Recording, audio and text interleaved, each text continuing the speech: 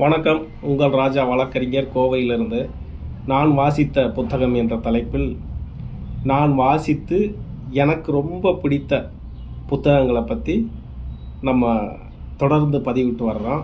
அந்த வகையில் இன்று பார்க்கக்கூடிய புத்தகம் கடலுக்கு அப்பால் அப்படிங்கிற ஒரு புத்தகம்.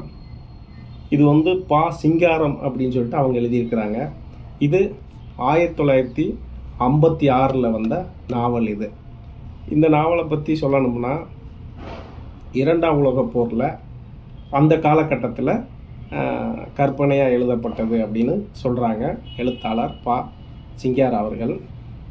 இது எங்கே கதைக்களம் தொடங்குது அப்படின்னா, பர்மாவுக்கு அந்த காலகட்டத்தில் தமிழகத்திலிருந்து அங்கே பிஸ்னஸ் ஆகவோ இல்லை கூலியாகவோ அந்த மாதிரி போய் அங்கே இருந்த மக்களுடைய அந்த வாழும் நிலையை பற்றி சொல்கிறாங்க. இதில் முக்கியமான கதாபாத்திரங்கள் செல்லையா. அது ஒரு கரடு முரடான கதாபாத்திரம். அவர் தான் இந்த கதையோட நாயகன். மரகதம் இந்த கதையினுடைய நாயகி. ஒரு ரொம்ப குறுகிய காலகட்டத்தில் அந்த இடத்துல வந்துட்டு போகிறாங்க அவங்க. அப்புறம் ஒரு ஃபைனான்ஸ் கடை வச்சிருக்கிற ஃபைனான்ஸ் கடை நடத்துகிற ஒரு கேரக்டர். அங்கே தான் இந்த செல்லையா வேலை செய்கிறார் அப்படிங்கிறத இந்த நாவல். செல்லையா என்ன பண்ணுறாருன்னா, இந்த ஃபைனான்ஸு கடையில் அங்கே வேலை செய்கிறார் சம்பளத்துக்கு. செஞ்சுட்டு இருக்கும்போது நேதாஜி சுபாஷ் சந்திர போஸனுடைய படையில் இவர் அந்த கடையில் சொல்லிக்கிறான அந்த படையில் போய் சேர்ந்துடுறாரு.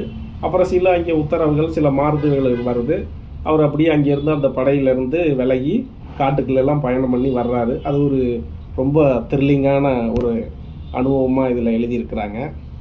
அங்கேருந்து வந்ததுக்கப்புறம் திருப்பி இந்த கடையிலே வேலைக்கு சேர்றாரு. இந்த வேலை செஞ்சுக்கிட்டு இருக்கிற காலகட்டத்தில் இந்த ஃபைனான்ஸ் கடை வச்சுருக்கிறார் இல்லையா, அந்த ஓனர், அவங்களுடைய மகள் மரகதம், அவருக்கும் இந்த செல்லையாவுக்கும் காதல் ஏற்படுது.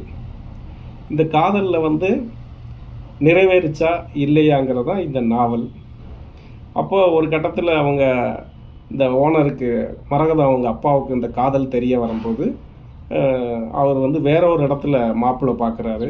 ஏன் அப்படின்னாக்கா, செல்லையா மேலே அவருக்கு நம்பிக்கை இல்லை. இந்த பையன் ஒரு கரடு முரடான ஆள், நம்ம இந்த ஃபைனான்ஸ் தொழில் பண்ணுறது நமக்கு செட் ஆகாது, நம்ம தொழிலுக்கு மாதிரி ஒரு மாப்பிள்ளை பார்க்கணும் அப்படின்னு சொல்லி அந்த பையனை அதாவது செல்லையாவை மறுக்கிறாரு. ஆக இந்த காதல் வெற்றி அடைஞ்சிச்சா தோல்வியில் முடிஞ்சிச்சாங்கிறதான் மிகப்பெரிய த்ரில்லிங்கான இந்த நாவல்.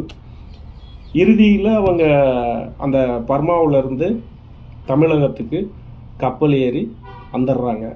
கப்பல் ஏறுறதோட இந்த நாவல் முடியுது. இதுக்கடையில் ரொம்ப சுவாரஸ்யமாக எழுதியிருக்கிறாங்க. பா. சிங்காரம் அவர்கள் மொத்தமாகவே 2 நாவல் தான் எழுதியிருக்காங்க. ஒன்று இந்த கடலுக்கு அப்பால், இது ஃபஸ்ட்டு நாவல். இன்னொன்று புயலிலே ஒரு தோணி, அதுவும் நம்ம வாசிச்சிட்டோம். அது அடுத்த பதிவில் பார்ப்போம். அந்த வகையில் இது ரொம்ப அற்புதமாக இருக்குது.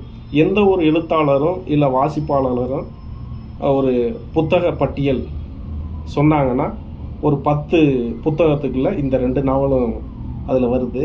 அந்த வகையில் இதை நான் படிச்சுட்டேன். நல்லா இருக்குது. நன்றி, வணக்கம்.